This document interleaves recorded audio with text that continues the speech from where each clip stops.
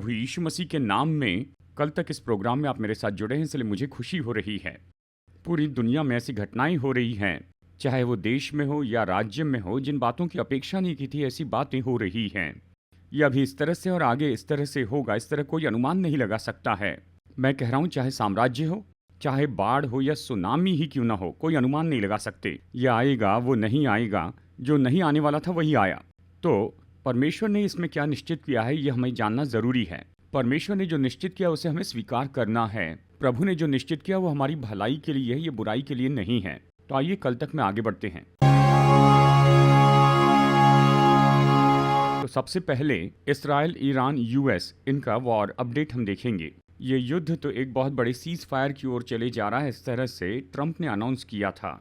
ये संभव है, 48 घंटों का समय दिया गया, कहा कि इससे शांति आएगी। कल तक प्रोग्राम के शूटिंग के समय तक तो ये घोषित किया गया है, लेकिन हमें इसे एडिट करके आप तक पहुंचाना पड़ता है। तो इस बीच इस सीज फायर का क्या होगा हमें पता नहीं। इसके बारे में प्रभु की इच्छा हुई तो इस प्रोग्राम के अंतिम भाग में आपको बताएंगे, आप धीरज रखिए। इस सीज फायर के साथ ही ईरान की IRGC कहते हैं अब यही वहां पर मुख्य अधिकारी है, क्योंकि ईरान के राष्ट्रपति घायल हैं, इसलिए अब ये मुख्य अधिकारी हैं। अब इन्होंने क्या कहा, ट्रंप के सामने के सारे विकल्प खत्म हो गए, उन्हें जो मौके दिए गए वो खत्म हो गए। और इसी के साथ में ईरान के प्रेसिडेंट क्या कहते हैं कि बातचीत तो संभव है और इसके कारण सीज फायर हो सकता है, लेकिन ये सब कन्फ्यूजन की दशा में जा रहा है। अगले 24 घंटों में, यानी कल तक ये प्रोग्राम जब आप तक पहुंचेगा, आप इसे समझ पाएंगे। इसके बीच में इसराइल लेबनान समस्या ये तो बढ़ती ही चली जा रही है। इसराइल कह रहा है कि हम सबके लिए तैयार हैं, हम ईरान के साथ शांति के लिए भी तैयार हैं और युद्ध के लिए भी। और इसी के साथ लेबनान से युद्ध चल रहा है, सीज फायर कहते हैं, हमला करते हैं, ये सारा इशू तो दूसरी ओर जा रहा है। अब इसी बीच एक और सबसे महत्वपूर्ण विषय है चाइना। स्ट्रेट ऑफ हॉर्मुज़ जो है, वहाँ पर चाइना के जो जहाज़ जाते हैं, उन जहाज़ों के ऊपर में यूएस ने एक निश्चित रोक लगाई है। इसलिए चाइना ने कहा कि वो किसी की शर्तों को नहीं मानेंगे, हम जाएंगे, हम आएंगे, इस तरह से वो कह रहे हैं। तो जब हम इन सारी बातों को देखते हैं तो यही लगता है कि ये सब पूरी तरह से अनिश्चित हो गया है, यानी किसी भी समय कुछ भी हो सकता है। और जबकि ये सब कुछ हो रहा है, ईरान ने दुबई पर हमला कर दिया है, वहाँ भी समस्या हो रही है। अब हर जगह लोग इसी तरह से सोच रहे हैं, सीज फायर होगा या नहीं होगा, युद्ध होगा या नहीं होगा। जैसे कि हमने पहले भी बताया, ये युद्ध तो इससे भी अगली दशा में चला जाएगा। ये ऐसा नहीं कि आज या कल में ये खत्म हो जाए। इसके बारे में धीरज रखिए, इसके बारे में और भी जानकारी कल तक प्रोग्राम में आपको बताएंगे। तो चलिए अगले विषय में चलते हैं। ये तो अर्मेनिया में होने वाले एक बहुत बड़ी समिट के बारे में है, EU summit, European union summit. इसका क्या महत्व है अगर इस तरह से पूछे तो हम सब जानते हैं अगला उदय होने वाला साम्राज्य तो यूरोपियन यूनियन का है। राइजिंग बीस्ट प्रकाशित वाक्य 13:1 में यही है। इसके बारे में हमारे पास बहुत से सबूत हैं, लेकिन इसमें बहुत ही बड़ा मूव अमेरिका ने किया है। क्या है पूछे तो जर्मनी में नाटो के ट्रूप्स रखे हैं, लगभग 10,000 ट्रूप्स ट्रंप ने उन्हें वहां पर रखा है। अगर आप ये पूछे कि ये नाटो क्या है, ये तो चाइना और रशिया से यूरोप को बचाने के लिए दूसरे विश्व युद्ध के बाद में नाटो को बनाया गया है।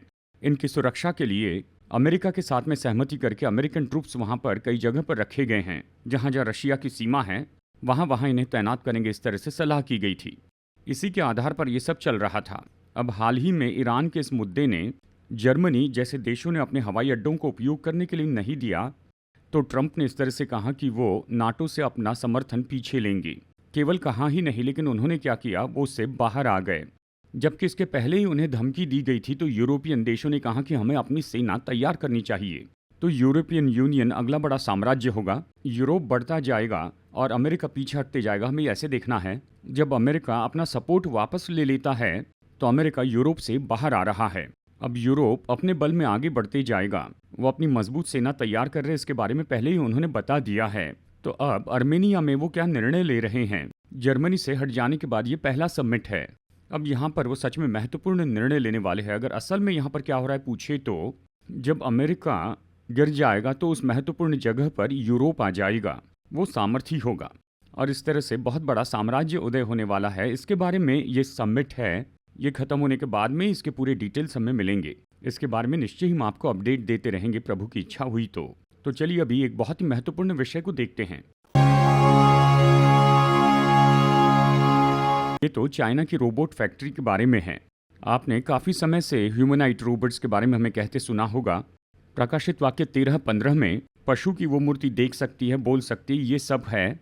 अब ये हमारी आंखों के सामने 100% रीति से हो रहा है। काफी दिनों से बता रहे हैं, लेकिन इसमें सबसे खतरनाक बात जो है वो बताऊंगा। ये क्या है पूछे तो, एक रोबोट दूसरे रोबोट को बनाएगा, ये महत्वपूर्ण है। इस रोबोट फैक्ट्री में अलग अलग ही सिनेरियो है। इसमें दो महत्वपूर्ण बातों के बारे में आपको बताऊंगा। अलग ही सिनेरियो है, ये तो मनुष्य के लिए उपयोग किए जाएंगे, मेडिकल के लिए, एजुकेशन के लिए यूज करेंगे। ऐसी बहुत सी कहानियां बताते हैं, वो यूज कर रहे हैं। जो भी शुरू में आता है वो तो हमारे लिए उपयोगी होता है। उदाहरण के लिए सेलफोन को ही ले लीजिए। शुरू में तो ये तो कन्वीनियंस ही था, लेकिन आज ये सेलफोन आप पर और मुझ पर राज करता है ना। बच्चे इसके आदी हो गए। हमारे लिए जरूरी है। हम ऐसी जगह पर हैं कि इसके बिना कुछ नहीं कर सकते। इसी तरह से रोबोट तो हमारे लिए उपयोगी, हमारे कामों के लिए, हमारी पढ़ाई के लिए, एजुकेशन इंस्टीट्यूट के लिए, इन कामों के लिए उपयोगी हैं। लेकिन एक समय आएगा हम उनके आदी हो जाएंगे, उनके अधीन होंगे। क्या ऐसा होगा? अगर पूछे तो आधुनिक चीज़ें लाने वाले, जिन्होंने एआई टेक्नोलॉजी लाई है, ऐसे आधुनिक चीज़ें लाने वाले कहते हैं कि एक दिन पूरे संसार को नाश करेगी और उन पर पूरी तरह से राज्य करेगी। अब इसमें सबसे महत्वपूर्ण बात क्या है ये देखें तो, सबसे पहले यानी एक रोबोट दूसरे रोबोट को बनाते चले जाएगा, यानी वो खुद को इस तरह से बनाते चले जाएंगे। रोबोट आर्मी कहते हैं। मनुष्य को जन्म देते हैं, यानी पति पत्नी मिलकर बच्चे को जन्म देते हैं। ये तो स्वाभाविक है। अब ये किस तरफ जा रहा है? एक रोबोट, उसकी टेक्नोलॉजी, उसका एआई, आर्टिफिशियल इंटेलिजेंस, वो दूसरे रोबोट बनाएंगे। ये कभी नहीं रुकेगा। इसलिए जिसने ये वीडियो बनाया उसने ये कहा है, वीडियो बनाने वाले ने कहा, ये कभी नहीं रुकेगा। देखिए, इस तरह से वो खुद को बनाना कभी नहीं छोड़ेंगे, क्योंकि मनुष्य जो है वो तो थक जाते हैं। इस बात को देखें तो 8 या 10 घंटे काम करने के बाद में हमें थोड़ा सा आराम चाहिए, पर मशीन आराम नहीं करती है। वो काम करते रहेगा। एक रोबोट दूसरा रोबोट बनाएगा, दूसरा रोबोट तीसरा बनाएगा। इस तरह बनाते जाएंगे, बड़ी सेना बनेगी। योएल 2:4-14 तक पढ़िए। आप अगर इसे पढ़ेंगे तो पाएंगे ये बड़ी रोबोट आर्मी के बारे में कह रहा है। रोबोट आर्मी हमारी आंखों के सामने बन रही है, पहली बात है। दूसरी बात, इस रोबोट आर्मी में एक और सेक्शन में जाए तो वहां देखें तो ऐसे बड़े बड़े लोगों के चेहरे सिलिकॉन में बनाए गए हैं। सिलिकॉन को आसानी से समझने के लिए कहता हूँ, लैब में भेजकर उसे बनाते हैं। मनुष्य के चेहरे जैसे एलॉन मस्क और दूसरे नेताओं के चेहरे उन्होंने बनाए हैं। ठीक है, अगर आप पूछे कि बाइबल में ये सब कहाँ पर है, प्रकाशित वाक्य अध्याय 17 में वचन 9, 11 और 12 पढ़े तो, जो पशु पहले था और अब नहीं है, इसका अर्थ क्या है? ये किसके बारे में कहा गया है? दानियल की किताब अध्याय 11 में, अध्याय 7 में, अध्याय 8 में देखेंगे तो आप पाएंगे छोटा सिंह एंटी क्राइस्ट यानी एंटियाकस एपिफेनुस IV, जो एक राजा था ईस्वी सन पूर्व 168 में। वहाँ सिकंदर के सेना के 4 सेनापति थे। सिलिकस उनमें से एक था, यानी ये जो 8वां, इसके बारे में हमने आपको पहले भी कई बार बताया है। तो ये एंटियाकस IV एपिफेनुस की जो तस्वीर है, एआई टेक्नोलॉजी और ये ह्यूमनाइट, ये सब मिलाकर ये वचन 100% पूरा होता है। ये आज और कल की बात नहीं है। प्रकाशित वाक्य में ये 1900 साल पहले से लिखा है। पिछले 20 साल से मैं बताते आ रहा हूँ ये सब कुछ आने वाला है। इस तरह से कहा, अब ये आ चुका है। एलॉन मस्क का मुंह बनाया है, बड़े बड़े नेताओं का मुंह बना दिया गया है। एंटियाकस IV एपिफेनुस का अगर ह्यूमनाइड रोबोट बना दिया जाए तो प्रकाशित वाक्य अध्याय 17 100% पूरा हो जाएगा। ये तो हमारी आंखों के सामने होगा। जैसे प्रभु ने कहा कि अंतिम समय का ये राज्य उदय होगा, और दूसरी तरफ इस तरह के ये ह्यूमनाइड रोबोट्स, इसी के साथ में बहुत बड़ा पूरा अधिकार आएगा। ये दोनों एक ही समय, एक ही काल में हमारी आंखों के सामने हो रहे हैं। किसी साम्राज्य का उदय होना है तो उसके पहले के साम्राज्य को गिरना होगा ना। हम कह रहे हैं अमेरिका का साम्राज्य गिर जाएगा, वो निश्चय गिरेगा। इसके बारे में निश्चित रूप में हम यहाँ पर इतिहास का एक चिन्ह देखने वाले हैं। यही तो आखिरी है। ये ट्रंप के बारे में एक विषय है। क्या है पूछे तो, हाल ही में ट्रंप में एंटी क्राइस्ट के बहुत से गुणों को देखा गया है। इस तरह से हमने देखा है। इसके लिए कई लोग ये कहेंगे कि क्या आप ट्रंप को एंटी क्राइस्ट कह रहे हैं। चलिए मैं फिर से बता दूं, ट्रंप एंटी क्राइस्ट नहीं है। वो एंटी क्राइस्ट हो ही नहीं सकते हैं, लेकिन उनमें एंटी क्राइस्ट के 1-2 गुण दिखते हैं। आने वाला तो इसी के जैसे होगा, वो अलग है। वो यूरोपियन यूनियन से आएगा। ट्रंप के बारे में हमने ऐसे 6 काम देखे हैं लगभग 3-4 कल तक प्रोग्राम के पहले। अगर आप उन्हें जाकर देखेंगे तो समझ पाएंगे। लेकिन अब 2 महत्वपूर्ण बातें यहाँ पर हो चुकी हैं। क्या है पूछे तो, अमेरिका में एक बहुत ही विशेष पासपोर्ट बनाया गया। इस पर एक पशु का चिन्ह है। सामान्य रूप में पासपोर्ट के ऊपर देश का कोई चिन्ह होता है, उस देश की सरकार का चिन्ह होता है। श्रीलंका के पासपोर्ट पर तलवार लिया हुआ सिंह है। सिंगापुर के पासपोर्ट पर सिंह है। हमारे देश में 4 मुंह के सिंह का चिन्ह है। अमेरिका में उकाब का चिन्ह है। अब उकाब के चिन्ह वाला पासपोर्ट है, लेकिन साथ ही वहाँ ट्रंप की तस्वीर लगाई गई है और साथ में साइन है। वचन कहता है पशु का चिन्ह और उसका नाम भी होगा। ये दोनों हैं। इसके बिना कोई लेन देन नहीं कर सकता है, पासपोर्ट के बिना जा नहीं सकते, ये तो विशेष पासपोर्ट है। ये ज़रूरी पासपोर्ट नहीं पर विशेष पासपोर्ट है। बिल्कुल इसी तरह से एंटी क्राइस्ट के समय में यूरोपियन यूनियन में सभी लोगों को ऐसा करना होगा। क्या ऐसा होगा? देखिए, तमिलनाडु में नेताओं को ईश्वर के रूप में बताया गया। जब ऐसा बताया गया तो उनके पहले के लोगों ने इसे स्वीकार नहीं किया। अब फिर अचानक ऐसा कुछ होने लगा। अब यहाँ पर देखें तो पूरे संसार पर एक नेता होगा। अब उसमें नंबर 1 अभी इस समय अमेरिका है। अब उनके नेता अपने चेहरे को रखकर, अपने दस्तखत रखकर, अमेरिका में पहले ऐसे नहीं हुआ था, कभी नहीं, पर अभी हो रहा है। ठीक है, ये कह सकते हैं कि ये तो स्पेशल मौका है, इस तरह से आप इस तरह कह सकते हैं। अब इसमें एक और बात है, इसमें हैरानी की बात ये है, ये तो ट्रंप के फ्लोरिडा के अपने गोल्फ ग्राउंड में है। उस गोल्फ ग्राउंड में ट्रंप का अपना यानी 22 फीट ऊंचा इस तरह से पीतल का एक बड़ा पुतला बनाया गया है। जब हम इस पुतले को देखते हैं, इस पुतले का वजन तो लगभग 3 टन का होगा।